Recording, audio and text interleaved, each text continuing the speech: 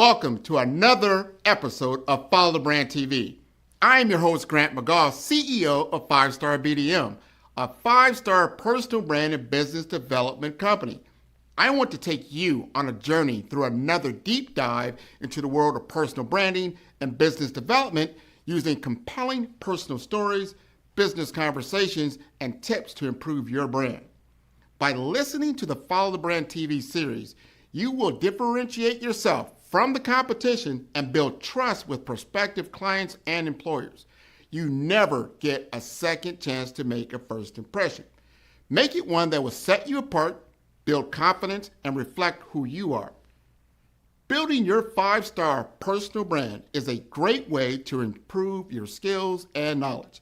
If you have any questions for me or any of my guests, please email me at grant.mcgaugh@5starbdm.com.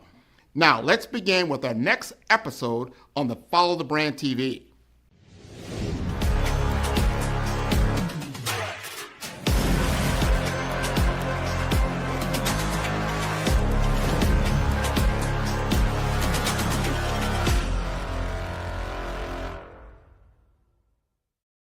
Five-Star BDM, Brand Development Masters, is a professional consulting and advisory group keenly focused on business development services for the small to mid-sized business and entrepreneurs. Although every business is unique, they often share business development challenges that can be addressed through smart branding. Services include process improvement and operations, digital strategy and transformation, business intelligence, digital marketing, and personal branding. Our business and personal branding company has helped a number of professionals and organizations to optimize and grow. This results in more business, more opportunities, better reach, positive outcomes. Visit www.5starbdm.com today to learn more. Have you ever felt like you have the expertise, but nobody knows you have it? That's called the authority gap, and it's a challenge facing professionals in every commoditized market. Today, we're diving into how Sarah Hubbard closed that gap. Sarah Hubbard is a mortgage originator who, despite being great at her job, found herself $60,000 in credit card debt just 4 months into following traditional direct mail tactics. She had the skills, but no one recognized her expertise. Looking for answers, Sarah reached out to a group of successful women and asked, "How are you actually doing this?" Their advice was simple but powerful. Show up authentically, build relationships first, and treat clients like humans, not transactions. This changed everything for Sarah. Sarah took that advice and created a system around it. Now, 15 years later, she's teaching other mortgage professionals how to build real authority by focusing on authentic networking and genuine client relationships. That's when you know you've truly closed the authority gap. Hear the full conversation on Follow the Brand, where we discuss authentic networking, the 4 masters of branding, and how to use artificial intelligence to amplify your authenticity. That's the play for Main Street professionals in 2026. Welcome, everybody, to the Follow Brand Podcast. This is your host, Grant McGaugh. We're kicking down doors in 2026, and I want to speak directly to my business development people who pick up a bag, people who understand sales, whether you're in real estate, you're in finance, you're in insurance, whatever it is that you say, you know what, I got to get out here and I got to sell something. I want to introduce you to somebody that I think you might find a lot of insight around, someone who's lived this road, who's climbed that path, who's got to the top of a mountain, who's got rolled back down the mountain and got back up on the mountain. We call that resilience, right? So Sarah Hubbard, we're going to introduce you to her, and I want you to hear her story and really lean in on it. I think it can help you. So Sarah, would you like to introduce yourself? Sure. Grant, thank you so much for having me, first and foremost. It is an honor to be here with you. As you said, my name is Sarah. My journey here of how I've gotten here today starts a little bit back from being an athlete all the way through high school, college, thought I was going to be a physical therapist, didn't get into schools with a 3.9 GPA, pivoted, and fell into the mortgage financing space. Um, I didn't know anything about mortgages when I came into it 15 years ago, and I got asked to be in that job. I was pretty much laughing in my now owners' faces of like, you want me to come work in mortgages? What? I went all in with it, learned a tremendous amount. And then when I switched over to the origination sales side of piece of it, much like you said already, I was working in a company, or still with this company, but working in and learning from them from a very old school mentality. Their only way that they had grown their networks and their databases were direct mailers only. And they would tell me, you have to spend money to make money, Sarah. You've got to spend money to make money. And I was like, okay. And this is all that I knew at that point in time. And I had seen them be successful. And I've seen them ride some down cycles as well. And so I went in all for it. And about 4 months in, I was 60 grand in debt, all in credit cards and drowning because people were calling and going, what's the rate? And I'm like, what's your name? Who are you? And, there was no personalization, there was no connection. Turns out I didn't function super well under a tremendous amount of debt, especially when I'm, not honoring who I am as a person. And so I went out there and tried to find some other things. And that's when I stumbled upon networking. I'm sure everybody has heard the word networking. Some people have different connotations on what it means, socialization, work, how do we combine them both? But I learned very quickly that being a mortgage professional, real estate, insurance, financial advising, when you come across them, we're very crowded in these areas. There's a lot of us out doing the same thing. And some of us are not the most genuine humans when we're out doing this. And so I was met with a lot of resistance. I looked super young. They used to tell me I looked like I was 20, and I'm like, well, I'm 35, 41 now, so thank you so much. Like, that's great. A lot of those kind of old school stigmas were just being slapped onto me without anybody knowing who I am. And I made people some mentors for me that I watched were really succeeding out there, and not just talking about themselves, but converting, getting leads and converting those leads. And now here we are, 15 years later in this world, and I am now teaching my community, my referral partners, people that are great at their craft, but not necessarily great at people or that conversion piece of it, on how to actually get ROI from networking. Well, let's unpack a lot of that because I think your story can be replicated by a lot of people that are out there. To your point, it sounds easy when it's, oh, you just sell real estate. Just everybody needs insurance. Just get out there. But you're in a crowded marketplace. You're a commodity out there. You've got to be able to differentiate yourself. Mhm. And if you're using almost 1980, 1990 tactics to get in front of your ideal client, yeah, I'm not saying it doesn't work, but the expense and time to do that can take a lot, and the toll it's going to have on you mentally and physically and emotionally is quite daunting. You were able to pivot. I want to understand the moment when you said, I want to try something different, and that you were going to go in this direction and there was no way you're turning back. And then take us to where you got that first aha moment where you got that enlightenment. It's like, this actually might be the way to go. Yeah, so I remember I was really frustrated with the owners of my company because I was going to them and expressing my frustrations and like, this isn't working and I'm drowning. I have 4 credit cards maxed out right now. Like, I don't know how you guys can just keep doing this and then sending out more mailers. And so I went to a conference, a mortgage conference, and I remember sitting with a bunch of ladies. I had somehow connected with them on a Facebook group, like a mortgage originator, female only Facebook group. And there was like 15 of them there, all from Utah. Those ladies were all from Utah. Here I am, I go by myself and I sit with them, and I'm just a sponge at this conference because I am like, I have no idea how I'm going to make this work, but there has got to be a way. There's all these people here, they've got something. And I remember sitting there telling these ladies, like, this is how my company does it. And they're all like, what? Like, you don't have a real estate partner? You don't have referral partners? I'm like, what is that? What does that even mean? And I remember sitting at this conference and them going, you have to add value. And I kept going in my head, how does one add value? Okay. And after many years of answering this question and thinking that, reading books and trying the blanket thing for many types of real estate agents, value is different for every single one of us in every single different path and time in our career. And you can't know what value is unless you ask. And Mhm. so when you ask, and if you can solve it immediately, great.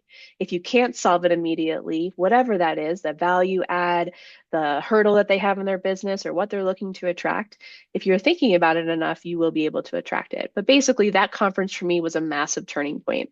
There's a ton of coaches on stage trying to push their coaching program. I didn't have the budget for that. So I took as much as I could get from them on those stages, came home and poured into those notes that really stuck out and thought, well, what I have right now is myself and time. I don't have a huge budget, but I have me. So what else can we do here? Because I don't really want to walk away from this. I've got to get myself out of this debt first and foremost. And I do know what I'm talking about when it comes to my actual physical job. I've learned a lot. I'm a really, really creative problem solver. So let's do this. So I started at a local chamber of commerce in my area. Okay. $450 for the year, and I could go to everything, right? And there it is. That's how I started it. And I happened at my Chamber of Commerce here in the Douglas County area in Colorado, happens to be well, I should say it's not in existence anymore, but it was a fabulous community of humans. There was some resistance from some, but for the most part, there were people there that were like, let me show you, let me take you. And I watched a lot from afar, watching these people just have conversations and show up as who they are as humans, share a little bit about what's going on with them personally, and then bring it back to the professionalism, bring it back to why we are here.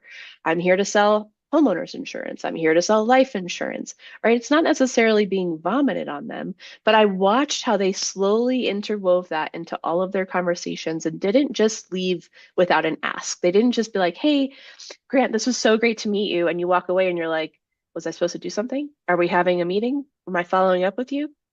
There was always that next step kind of clearly defined. And I watched and I learned, and then I just started trying. And I'm sure in the very beginning stages of Sarah out there networking, there were things that I would tell you never to do today that I did, like use the word just following up. I'm sure I did all of the wrong things, but without trial and error, without trying what my magic superpower was, which was just being who I am and being curious about people. I love people. I think they all have a fascinating story, personally, professionally, integrated into one. And that's what I started to let shine through all of this. And I learned that there was a lot of people that I thought I wanted as referral partners because they were doing business, but our values as humans did not align one iota. And that was A-okay. They got to go because I didn't want my phone when they called. I didn't want it to be dreaded. I didn't want it to be like, they're calling me again and whatever else. So I just Yeah. over time that conference was my aha moment that there was a lot of other ways to do this, and that you could have add value, but it doesn't always have to be as complicated as we think. 100%. And what you just said, I want my audience to really take away from certain things. I think because we live in this data world, this digital workspace, that we feel that the human to human interaction is somehow diluted, and it really isn't. The whole point of the digital world is get you to the point of having a human to human interaction. That is it. I've been in sales, I've been in business development for well over 30 years. And it has always been the ideal until you get in front of a client, you really are not in front of your client. I mean, the bottom line, if you're not having actual conversations with people, you're not in the sales pipeline. So, I mean, the whole point of the digital world is to get you to the point of having that human conversation, whether it's through a telephone, whether it's through a conference link, or person to person, in person itself. But that is the purpose. So when you're sending out mailers, we call it Yeah. snail mail in my world, snail mail. Remember, that's just a piece of cardboard with some information on it. That's not you. It's not a personality. It's very, very, very plain. And in a world that there's plenty of people doing maybe what you're doing, there's no key differentiator, right? What's your No. differentiating strategy? What's your communication strategy? You're just another card that came in the mail from somebody that I don't really know, right? But then you can get into phone call. Well, that would be great if somebody would pick up the phone, because cold calling can get very, very tedious if people don't know who you are. They most likely don't recognize that number. They're not going to pick up the phone. Same way with email. You can email, Mm-hmm. but if they don't recognize who you are, don't know what that email is all about, the likelihood of them responding is going to be very, very low. However, to your point, if you're already making an impression, they kind of know who you really are, and then they know what you're about, you can then make those inroads of actually presenting something of value, which I like how you said that. Something of value that they can then take away, like, huh, Sarah, I trust her, I actually like her, and I actually know her. We always heard know, like, and trust. Those things Oh yeah. flow off the tongue, but when you actually know somebody, you actually like them, and then you can do business with them. I mean, you can get to that next level. Now you have a framework. After Mm-hmm. all these years of doing it, you've now taken it to a point where you can actually build this out and present it for other people. Talk to me about your framework. Yeah, so it's called the MAP framework, so MAPP, and I go through it in my book in full detail, but I'll give us some highlight points here. And then also in the book, we mentioned technology, right? We all should be incorporating and leveraging it as much as possible. It will cut down the prep time from what maybe took us an hour to maybe 15 minutes. There's prompts in each of my sections for my framework that you can start working with any AI, whether it's Claude, Chat, Gemini, whoever your preferred AI engine is, you can put each of these prompts in and help you get into each of these frameworks and walk you through. So my first one, the M, is mindset and intention. I hear this all the time that people, I'll use myself for an example. I have a 3-year-old. Daycare drop off on Monday is brutal. We've been home for 2 days. He doesn't want to let go of mommy. I'm like running out of there like my hair on fire because I've got a 9 a.m. call and it's 8:40 to get myself centered. And a lot of people just would scooch into a networking meeting and be like, I'm here, I'm present.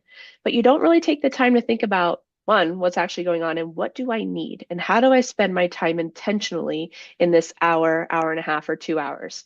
This can be interpreted for a conference. This can be interpreted for any networking event. The same thing needs to be led for mindset and intention. You need to see where you are, honor where it is, and what do you need out of it. It makes it a heck of a lot easier to get an ask in that short period of time when you're connecting with people over 5 or 10 minutes if you have an ask. That ask can be as simple as, I want to meet 2 new people in my community. That ask can be, I need help with business development or HR, or I need a new bookkeeper, right? The ask can be, I need a new daycare for my kid, right? It doesn't always have to be this major thing, but it makes that flow of conversation go a lot easier when you're kind of in those weird initial icebreaker stages, when you have yourself prepped and ready before you walk into a room. My networking efforts, I could go to an event for 2 hours before I had a kid, and then we could go out after for a bite to eat or a beverage. And, I could be out and I'd walk in and my husband would be like, hey, it's 9 o'clock and I had a great time, right? Because there was some socialization. I don't have that luxury anymore. Mhm. So some groups and some conferences give you like headshot lists of who's going to be there, or if you can go onto a website and get all of the people that are part of there, you can actually drop that into my prompt and say, who are the top 5 people that I need to speak with, and tell me why, and give me 20 word or a 20-word icebreaker of why this connection would be good. And I will tell you that AI has picked out some ones that would have never like traditionally thought that this would be good. One of them being somebody that helps hire like virtual assistants. Yeah. Um, and I remember meeting him. He came up to me and he was on my list to meet at this meeting I was at. And he's like, so how do you do it all? And I'm like, I'm Superwoman. That was my answer to him. And I was like, no, I actually have no idea how I do it all. He's like, you need a VA. And I'm like, yes, I do. And I have sent him probably 15 different people in my community that are all in that same space of growth. And that was all because ChatGPT told me I should go meet Mark over here that owns an AI company. But it gave me direction to maximize my time. I wasn't just talking to somebody that I already knew, and then over to somebody else that I already knew, because there's a lot of comfort and socialization in the networking world. And that is sometimes what people need to get themselves going if they're a little bit more introverted. So don't get me wrong, there's nothing wrong with that. But if you only have a short period of time, or you've had a day where 5 clients just totally drained you and you thought you had more energy for the bucket of being an introvert, and you're still going to go because you said you were going to go, use this prompt to make your time more efficient. Give yourself 30 minutes, 45 minutes, whatever it is. If you can't find those people, ask somebody else if that person is here, right? And then utilize your time, and then off you go. So it doesn't have to be the same thing that, maybe you or I could go and work a room and we'd be like the happiest people alive. It doesn't have to be that way, but you need to know where you are, what your ask is, and be a little bit more intentional with your time if it's a little bit cut down. Hunter, now what you said there, and what the audience truly lean in is purpose, and do your research, right? Research what it is that you're going to use your time for, because time is very, very valuable. Mm-hmm. So if you're going to utilize the time to go there, you want to get the most value out of that time. I used to do the same thing. I remember that, like, all right, who's going to be in this particular room? Or I would, if I know that they're there, especially if I know the panel, and I know I want to talk to somebody on that panel, I'm Mm-hmm. going to do research. Now, before, I'd have to take a lot of time to get a lot of good information to have some kind of conversation with that person would actually find valuable. Now, of course, with these LLMs, you can find information pretty quickly. So now you're like, all right, what ties me and this person together that potentially we could generate a genuine conversation around, right? Yes. And now when you got that going, all those other things in the back end, when you got their LinkedIn profile, you've got, and they connect with you, and then you got their email, because typically you're going to exchange, Mm-hmm. information. And to get back to that, what I said earlier, now when you send them an email, they're probably going to respond. Now you call them, they're going to respond, and they pretty much kind of know what you do if they remember you because you've made an impactful state. Like, oh yeah, that was Sarah, and she was very influential about things I could really look at when you're talking about mortgage rates or things I didn't even think about. Like, I want somebody more knowledgeable than I am, because it takes Yes. you out of the commodity zone, right, into the subject matter expert. Who wouldn't want to talk to a subject matter expert around some of the most important decisions in your life? And initially we're giving them that free information. You're like, this is exactly what I need, far beyond what you can get from a Google search, far beyond what Mm-hmm. you get out of an LLM. This is a living human being who has way more knowledge than I have, and I can have a conversation. So I like your approach. Keep going on your framework, because Yeah. this is something people can do. Like, oh, I can do a prompt. I can do that. Talk to me more, Sarah. Yeah, so A is authentic presence. You have this in your framework as well. And I know authenticity and authentic is kind of a buzzword right now where everybody's using it. We have, AI and all these other things that are kind of taking over. But how I mean this is you have to be able to show a little bit of who you are. I'm a wear my heart on my sleeve kind of gal. Okay. In my book, I give a story about my fertility journey to get my 3-year-old here. Okay. It was not easy for us. We had to go through IVF.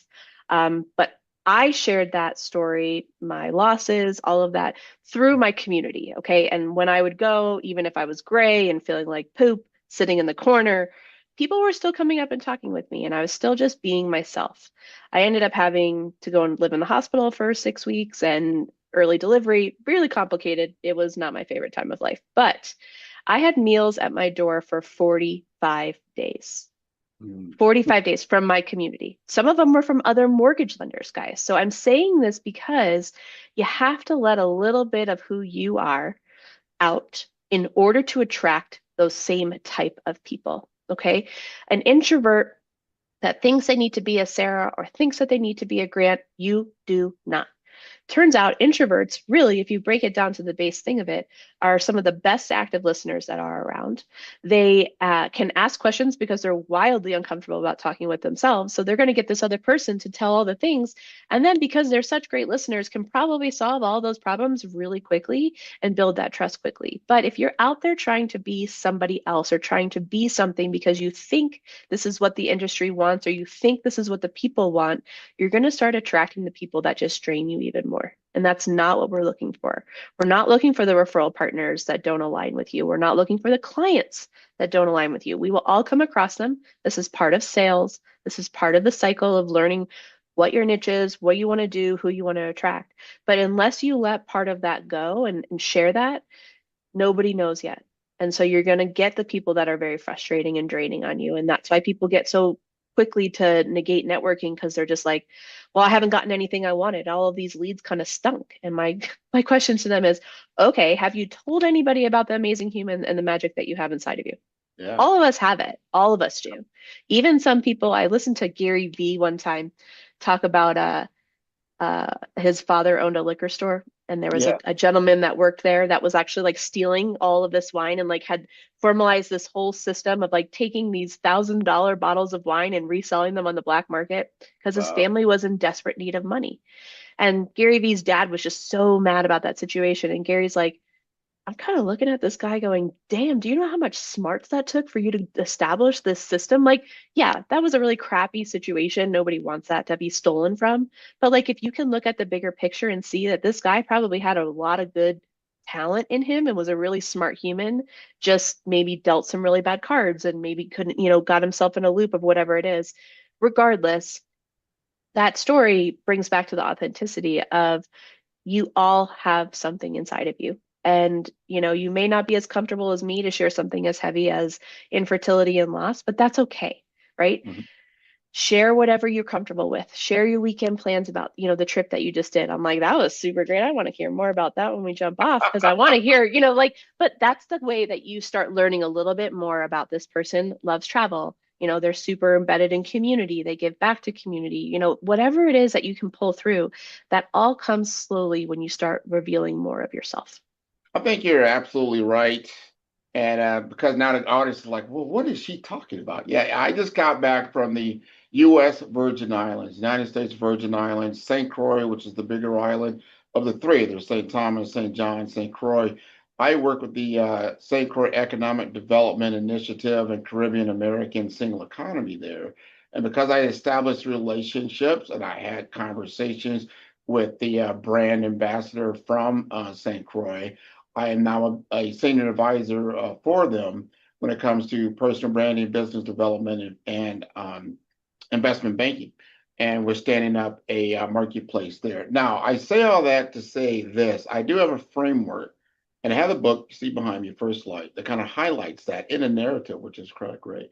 So things that Sarah just said, which is a part of my framework, is authenticity. Well, that all starts, you got to look at the whole thing. Brave, it doesn't make sense if you pull out the A or you pull out Right. any all the letters, right? You got to have all the letters there. So brave is your brand identity. R is your resilience, your research, things that go into relationships. A is your authenticity, right?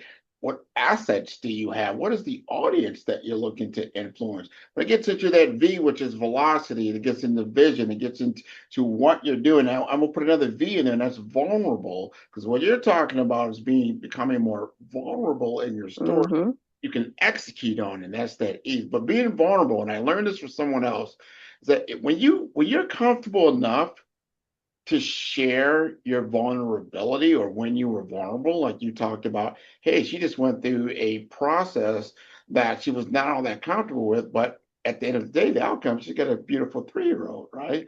But how many people are either beginning that journey or in that journey or can validate that journey? Like, wow, I'm glad she said that because now I'm a part of her world. I like that Sarah was able to share that. And now we get into what I call brand presence, brand equity. The whole personal brand story becomes a whole different people thinking, oh, that you just want to be an influencer or that type of thing. It has nothing to do with that. It's about being able to share yourself to a certain degree that you can then have influence between the people that you're working with over time, that they know that you are an actual person with a pulse. We all, if you've been on this planet probably more than 24 hours, you probably already know that you're going to go through a set of challenges. What are your challenges? You're like, wow, those are your challenges. You just mentioned the person in the Gary Vee story. That person had Mm-hmm. challenges. This is how they dealt with it. It may not be the most, best way to do it, but they did it. And you're like, wow, that was interesting way, to survive. And maybe we can repurpose you for something else than just the obvious there of actually letting you go. Like this person's got some ingenuity to them. Share with me more of your story because now this is motivating you to get a book out there I mean, Hmm. at the end of the day, people were like, well, did she sell more mortgage? I mean, originally when I looked back at I'm a big numbers person, right? You can't necessarily set goals on without some data if you're able to have some data. And I'm also a big proponent of how did it feel while you were doing it? Just because it was super lucrative doesn't necessarily mean you want to continue to do it, right? And so the last 3 years in the mortgage world have been tremendously difficult. And over the number one thing that we have no control over, which is interest rates and inflation, right? We can only do so much to combat them and whatever else. But when I was looking at data, like 82% of my business all came from referral partners, people that I know just out in the community. I play softball still. I played softball all the way through college. My husband and I met that way. You know, we played against each other for many years. And now here we are married with a 3-year-old. But like there's different avenues when I was looking at where each person that I actually closed the loan for came from. It was all relationships in me. And I'm like, okay, great. I can't have 50 one-on-ones a week. I will just burn out faster than I know what to do with. So how do I get in front of more people, talk about something that really fires me up and that they actually need? And so I started asking some of my referral partners, and lo and behold, I was coaching them on how to grow their businesses through business development, then through networking, without actually knowing that I was doing it, right? They would come with questions, they'd call me after and be like, Sarah, I've got this group and I've got this going on. How would you handle this? What would you do? How do I got 4 calls this year about like, hey, I know I need to make changes this year, but I'm having a hard time leaving this group. And I'm like, okay, well, let's take the emotion out for a minute and let's look at the numbers. Have you gotten any great leads? First, any leads? How many of them are quality? Did any of them close? No, no, no, no. Okay, how long have you been with this group for? I've been with this group for 2 years. Okay, that's way too long.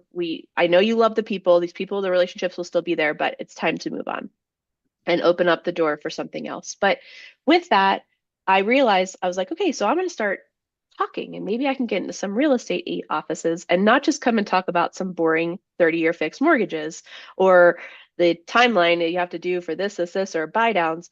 I was like, I can truly add some value to these people that can go out and actually implement and get more business and better relationships.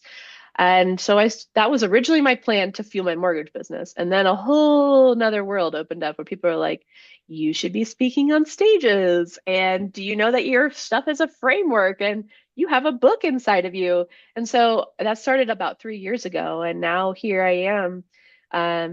I am speaking on stages. I finally am starting to get paid some decent money to speak on stages, but I did a lot of free talks just to pass on because I'm really passionate about physically having something to take and implement into my life personally or professionally. It's my biggest mantra when you go and you go to a conference or you do any of those things, you have to have something to walk away with. And I want people to, yes, feel inspired and empowered and relatable, but I also want to give you things that you can implement into your systems or improve your systems to make yourself actually get ROI. So that's kind of how all of this has come to fruition. I have some people that push me to come present at I'm part of a networking group called Provisors.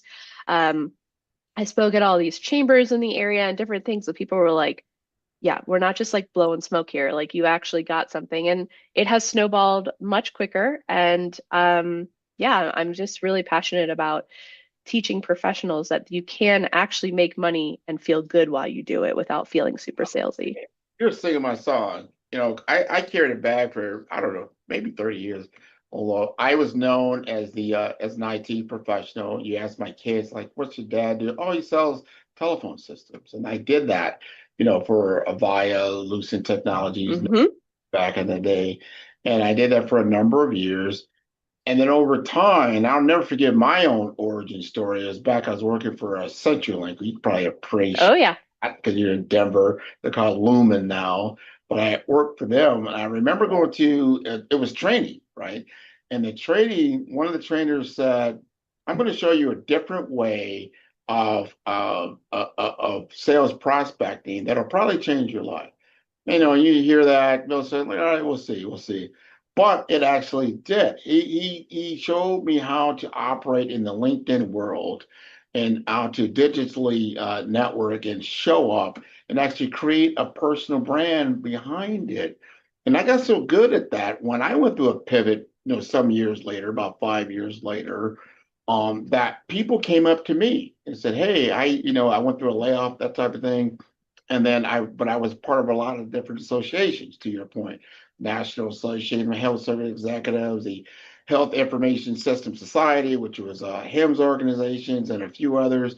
And small businesses would say, "Hey, Grant, we've loved this network you've built out. How about we contract with you to actually present our businesses through your network?" Now I have built now an intentional network now up to 20 plus thousand people, of C-suite executives in healthcare Mm-hmm. and finance. I don't think I even realized the true value of all of that, but that I already built with a lot of people when they start out, like, that's the hardest thing to do. Well, I had already had that. Now I just needed the product or service that made sense. I say that to say this. You are a classic example for a lot of people who either no fault of their own find themselves, what do I do next?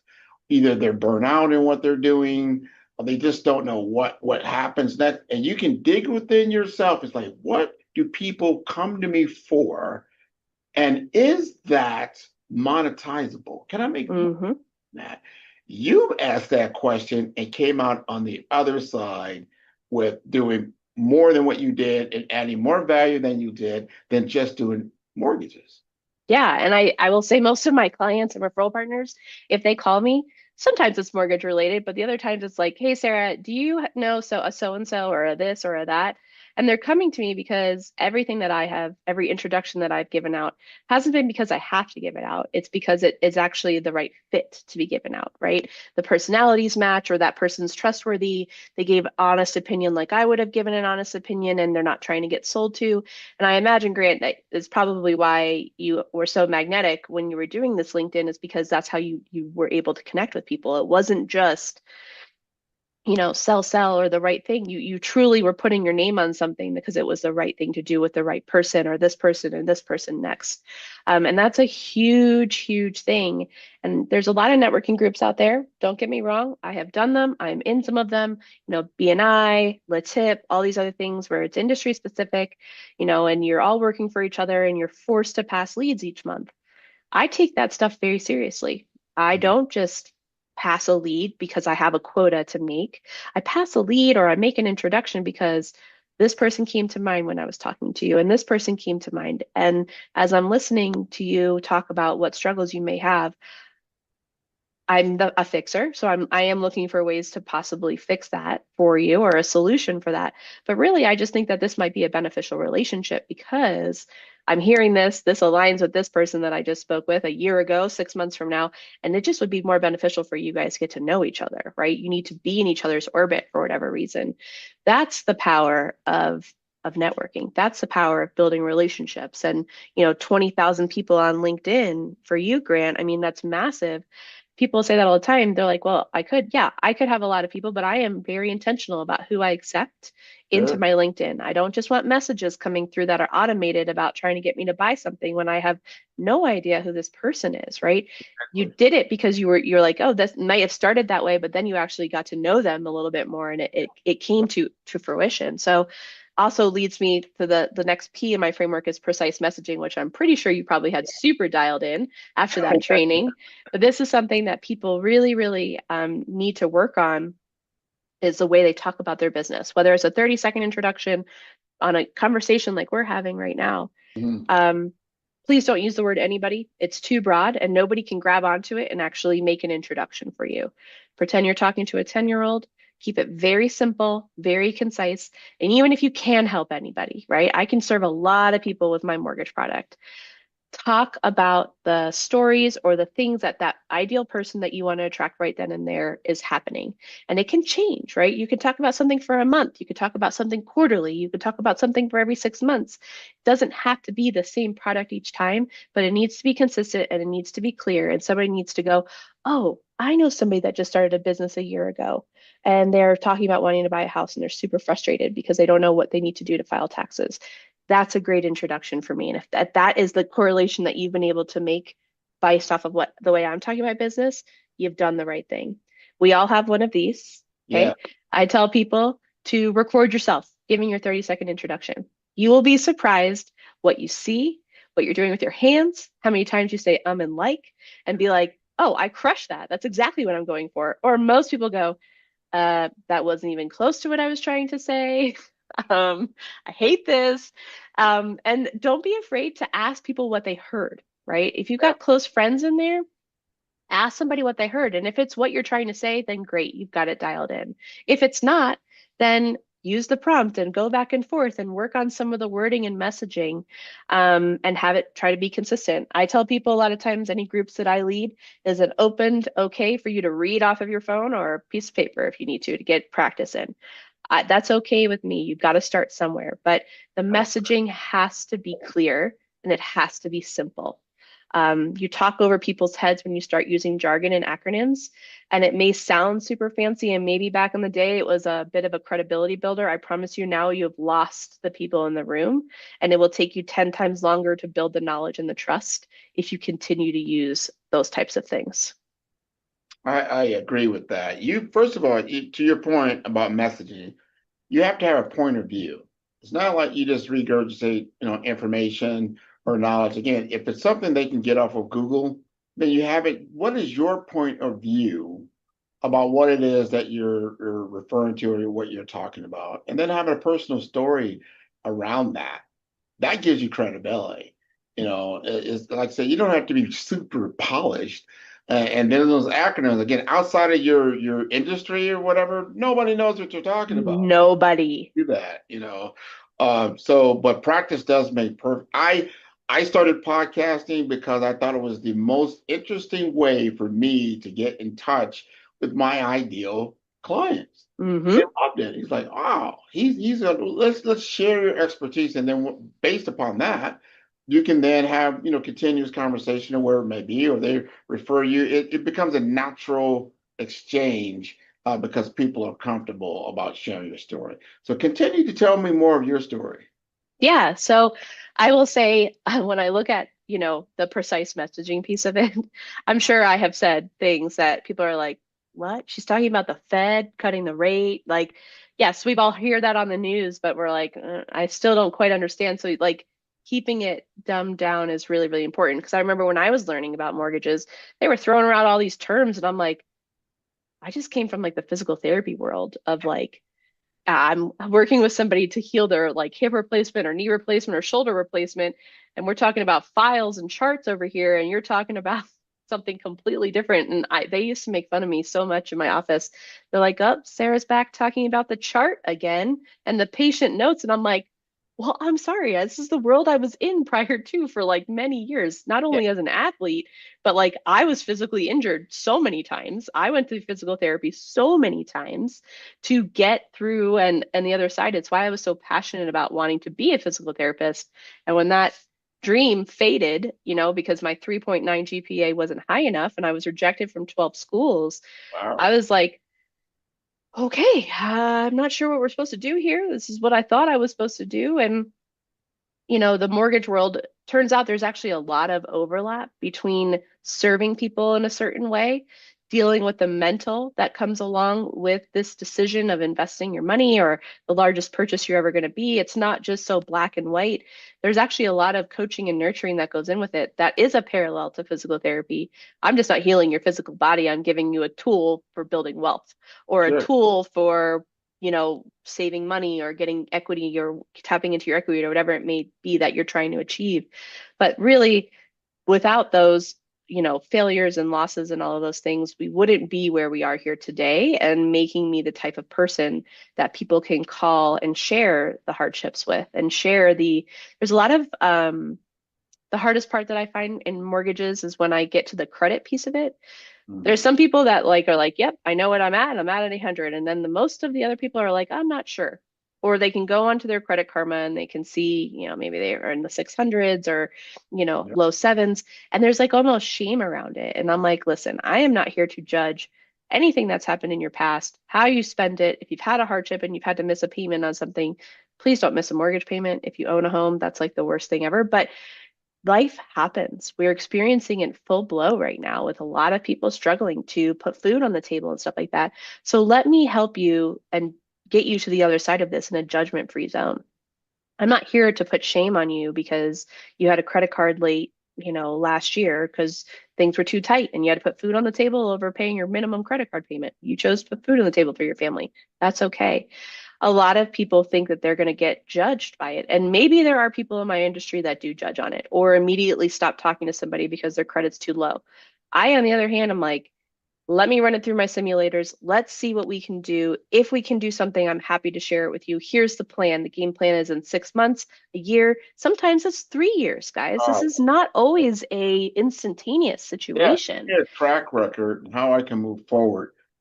We've got to wrap up, but I want people, because right where you are right now, I want people like, this is who I need to talk to. I need to get educated. There's some things that you're talking about that they want to be able to share with you. What's the best way to get in contact with you? Yeah, so best way is through email or any type of social platform. I'm on LinkedIn, which is Sarah Hubbard. And in parentheses, it says formerly Flannery because that's my maiden name, and I networked for so long with my maiden name, and so many people know me that way. I'm on Instagram at Sarah Ann, A-N-N, Flan, F-L-A-N-N. I live there with a lot of tips and tricks on networking and just things that really can help improve you personally and professionally. My website is sarah-hubbard.com. And then my email is sarah-hubbard@gmail.com. All of those places. What's your title of your book and how can they get hold of it? It'll be on Amazon. It is called The Intentional Networker. It is meant to be a fairly quick read, not one of those very long ones, but it's meant to be with you in your back pocket when you need a little pick-me-up or a reminder on how to improve something. So I'm with you all the time to continue to improve how you speak about your business, the systems you implement, and how we can use technology and the magic that is you to bring it all home. I love that. And we're bringing this home right now. First of all, I want to thank you for sharing so much wisdom and knowledge and expertise with me and our audience. And I want to encourage your audience to see all the episodes of Follow Brand. They can do so at 5-Star BDM. That is the number 5. That is star, STAR, B for brand, D for development, M for masters.com. I want to thank you so much for being on the show. Thanks, Grant. You're welcome. Man, who's your favorite podcaster? Man, Grant, man. I love Grant's podcast. Well, who's Grant? I'm going to send you the link. I love Grant. I love the interview. I've done a lot of these, and this is a great one. It's always great to talk to people who know what they're doing, and it's clear you're a great host, and you've done this many times before. I feel great that we're having this conversation here. Met a new person in business who I previously didn't know. It was an amazing podcast. Grant is an amazing interviewer. I learned a lot. I really enjoyed this. Great questions, great talk track. Super appreciate you having me on. It's been a very fun episode to talk about a lot of things that I don't always get to dive into. So this has been a fantastic conversation. I wouldn't be where I am here today, of course, not on this stage. However, not in my current business projection and my current business model without working with you.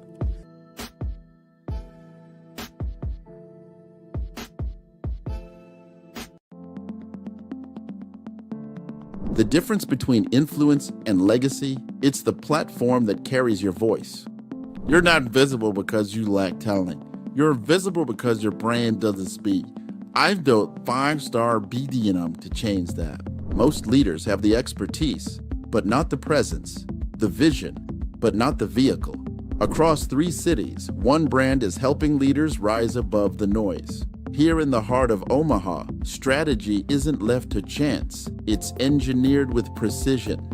In Omaha, we engineered your executive brand, AI-powered, data-driven, precise.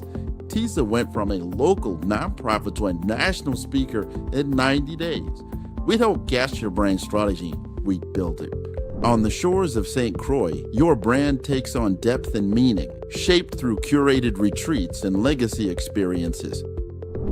In St. Croix, strategy becomes soul. Our retreats don't just refine your message, they rediscover your mission. One founder rewrote his entire company story here. Funding followed 30 days later. This is where leaders remember who they were meant to be. In vibrant Miami, momentum meets amplification, transforming your voice into a movement.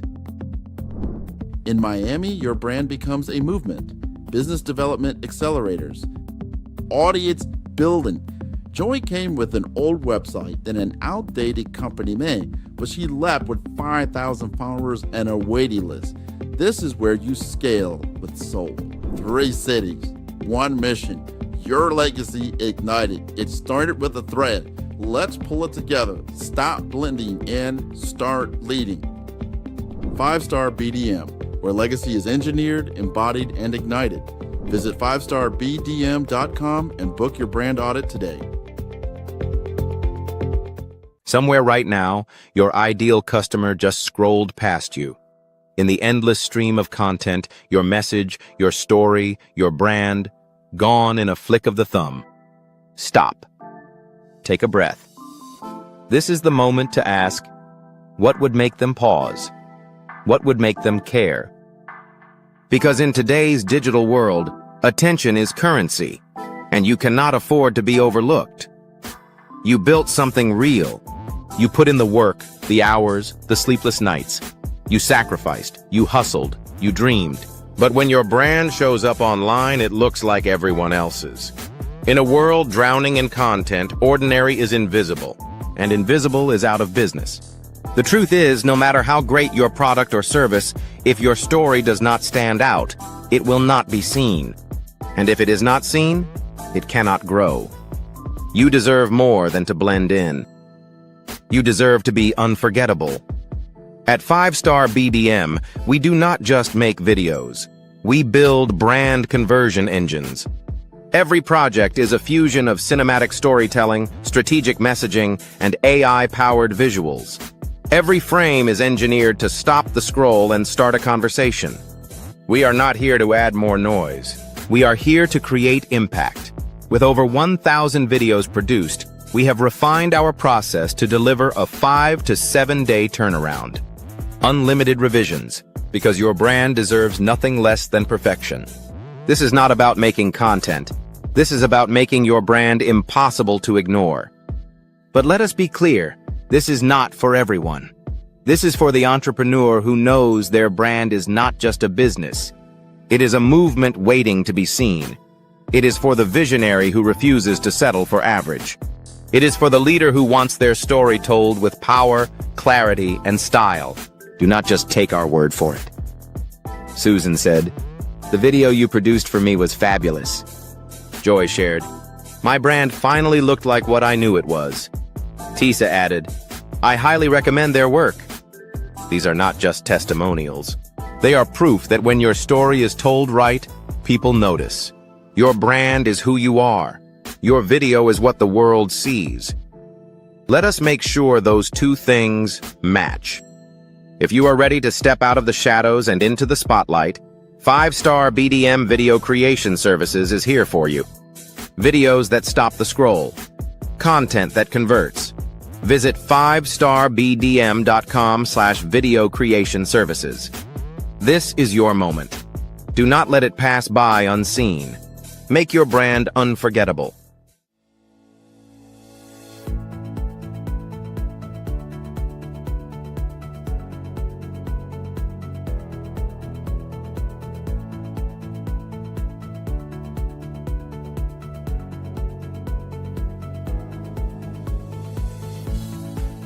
I want to thank everybody for coming out here and joining our center here at the Enterprise on 96 and L. This is the grand opening of 5-Star BDM in Omaha, Nebraska, my hometown, and I can't wait to bring these services in healthcare, technology, and finance to all of you.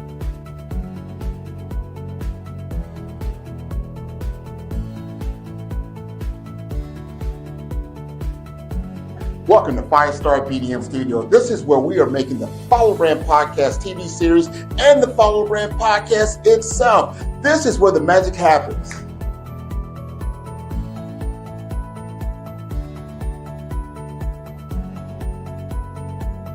Thank you again for tuning into the Follow Brand Podcast. I am your host, Grant McGaugh. We are going to feature those who are looking to scale and grow their business to the next level in the world of healthcare, the world of technology, and finance. I want to thank you all for tuning in week by week, because this is how we grow our brand to the highest level.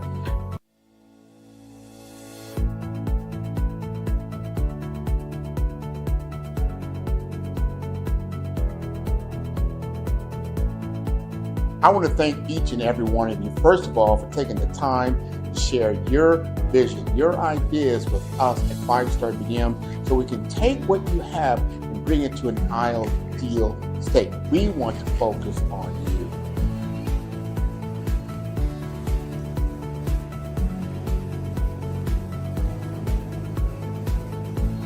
Welcome to the Follow Brand Podcast. Today we're going to talk about unleashing your visibility of value. One of the biggest problems that small business owners have is that their value is not visible. We change that for everyone. Now, for 5-Star BDM, and you're looking to be a client, you're looking to scale, you're looking to move yourself to a whole nother level. This is the way you do it. First, you book an appointment with me. You get a free consultation. We're going to talk about where you're currently at in your journey. We want to understand your brand assessment. From there, we start with the BRAVE framework. And the BRAVE framework that I have patented, I have a copyright and a trademark on. We're talking about brand identity. We're talking about resilience. We're talking about authenticity. And we are talking about visibility and execution. If this rings true for you, it'll ring true for your business. Now, I only got one more question to ask you. Probably my most important question today is, now this is your first interview on the Follow Brand Podcast with me. How did you feel? Oh, it feels great. Like I'm with you, Grant. First of all, Grant, you yourself, let me give you your flowers. You've been such a tremendous leader in our community, whether it's in the field of healthcare, leadership, IT. You are a tremendous leader. I'm just so happy with you. But I got to ask you this, because I've asked my guests this, always in real time. I like to have it in real time. How did you like your appearance on the Follow the Brand Podcast? It was like I was just conversing with a good friend of me, sharing my heart out. It was no, and you've just touched the right chords. So that's where, I was able to bring out so many things and share everything so honestly from the bottom of my heart. So it was not like a formal podcast where you are like, hey, Grant, yes, Grant. It was not like that. It was no real question session. This was pure fun. You've done a lot of podcasts. You have your own podcast. Now you've gone through the Follow the Brand Podcast with myself, Grant McGaugh. How did you feel about this interview? Went exceptionally well. And I thank you for the opportunity, Grant, to be able to speak about me. Because one of the things about my own podcast is that I reflect a lot on stories and situations and examples of things that I've experienced. But seldom is it a platform and an opportunity for me to really share my story. You've been on a lot of podcasts. You have your own podcast. Now you've had the experience of being with me on to sell my image or sell my services or sell I could be myself. I had a great experience with you. And hey everyone, it's Grant McGaugh, CEO of 5-Star BDM and host of the award-winning Follow the Brand podcast and TV series, where I help you to build a 5-star brand that people will follow. My genius is personal brand development through intelligent communication and helping you achieve your business and career goals. I am a requested speaker on digital technology and brand development issues. I want to work with you to increase the value of your current opportunities while attracting new ones. Every one of you is unique, and we all share challenges that can be addressed through smart branding.